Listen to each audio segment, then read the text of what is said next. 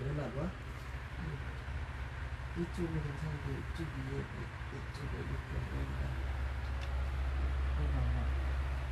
내 생각지 않아. 그래서 항상 운동을 해줘도 오른쪽부터 해주고 여기 뭐 왼쪽 앞에 우리 몸이 사선으로 되어 있잖아요.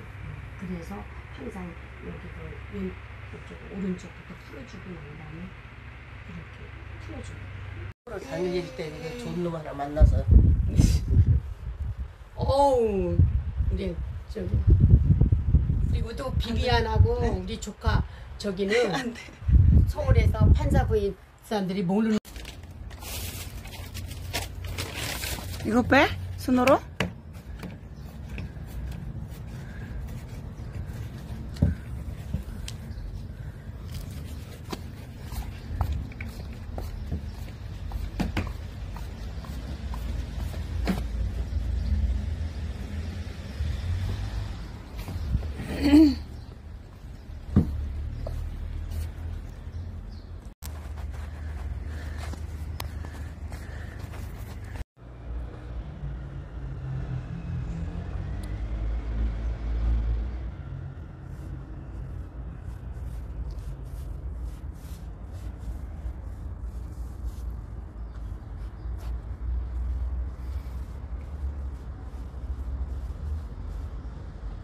Bibimbyon and Bolnaimyon is in the house.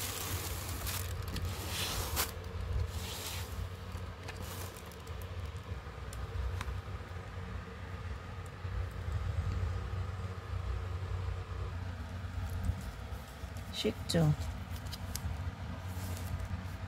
Gyoza sauce, mustard.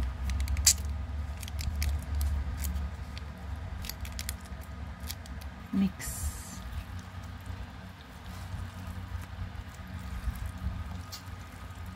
Gosh.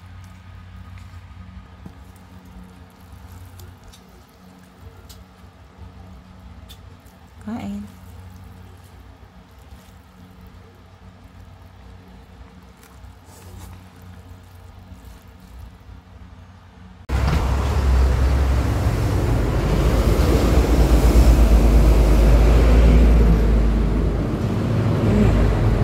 Uwi na siya.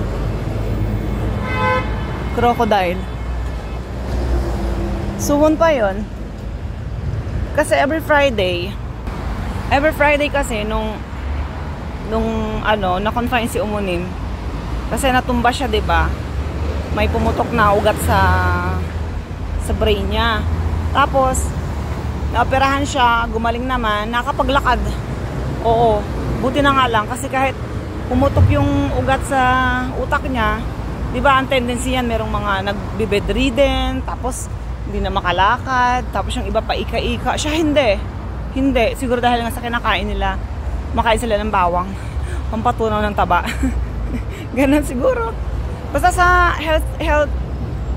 sa healthy lifestyle din nila. Tapos yun nga, may kasi siya, medyo may din, mataba yun, kaya din siguro ganun. Anyway, yan si Kumunim, halos magkaparas lang sila ng edad. Si Kumunim kasi mag-80 na next year in Korean age, pero sa tingin ko 78 lang yun sa age natin sa Pinas. Tapos ginagawa nilang plus 2, so 80. Si Umunim naman siguro 79, basta 1 year gap lang sila ngayon. To make the story short, ang haba na sinabi ko. Yun nga, nung siya, natumba siya, almost every Friday, umaalis kami. Parang, nag-unwind para hindi ma-depress yung Umunim. Kasi yung lifestyle niya dati, araw-araw umaalis yan. Nakipagkita sa friends, kumakain sa labas, namamalengke, after nyan. Basta may mga routine sila sa hapon, sa umaga, ganyan. Parang, biglang wala na siyang friends na namimit. Nasa bahay lang siya everyday. So, parang, baka ma-depress to, ganyan. Cyber Friday, yung wala akong work, dinadala namin sa Debudo. Kahit nakakaumay na every Friday.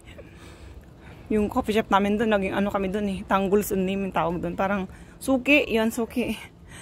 And then, nung 1 year, 2 years, naglalo na. Kasi parang, ang lagi kasing taya si Umunim.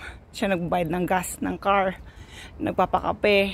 Siya din nagbabayad ng kinakain namin sa resto every Friday. So, 4 times a month. Kasi Friday, di ba?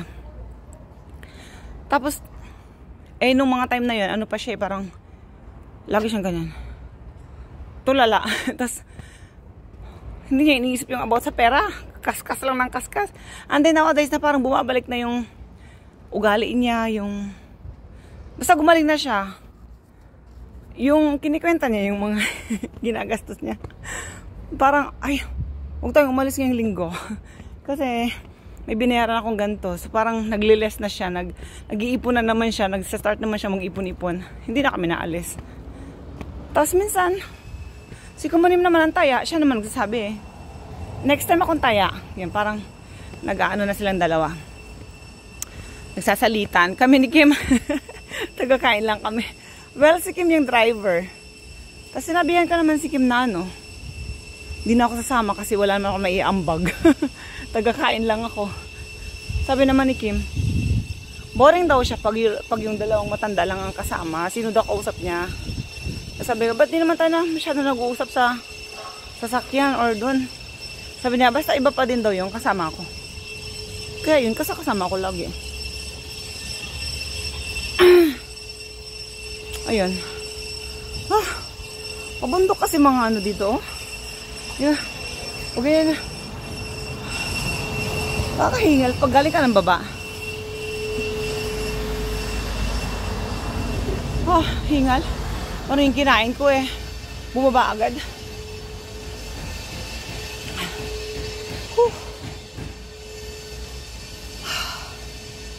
Sama ko na lang dito yung kinain namin kanina kasi sama ko na din yung picture ni Umunim. Ay, video namin tatlo sa kanya. At saka yung that time na nag-ano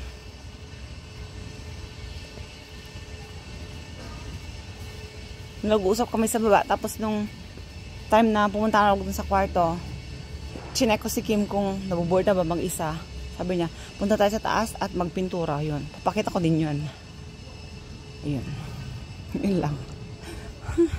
Kapagod. Anyway, that's all for today. Thank you guys for watching my vlog. Kahit parang ako lang nang nakakaintindi kung ano yung mga pinagbablog ko. Yun lang. And bye! I'm here now at my house. Ayan yung bahay. Ayun. Kita mo yan. Yun yung bahay. So punta pa tayo dyan sa likod. Iikot pa tayo. Wait lang ha. Pakita ko lang. Ayan. Ayan. Ayan. Ayan. Yung entrance. Yun lang. Bye!